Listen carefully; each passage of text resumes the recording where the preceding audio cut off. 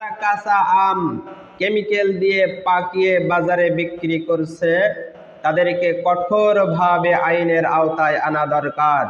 কারণ এ ধরনের ফল মানব স্বাস্থ্যের জন্য বিরাট ক্ষতিকর।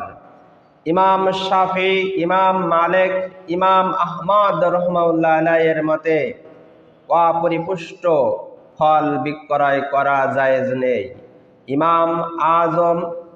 ইমামে আজম আবু হানিফা রাহিমাহুল্লাহ আলাইহির মতে অপরিপুষ্ট ফল বিক্রয় করা জায়েজ আছে। তিনি কারণ দেখিয়েছেন, এ ধরনের ফল বর্তমানে উপকারী, ভবিষ্যতেও উপকারী হবে। কিন্তু কাঁচা ফলকে কাঁচা ব্যবহার করার কথা বলা হয়েছে। কাঁচা ফলকে কেমিক্যাল দিয়ে পাকিয়ে মানব স্বাস্থ্যের জন্য হুমকি বানিয়ে বিক্রয় করা জায়েজ নেই। এটাই ইসলামী শরীয়তের বিধান।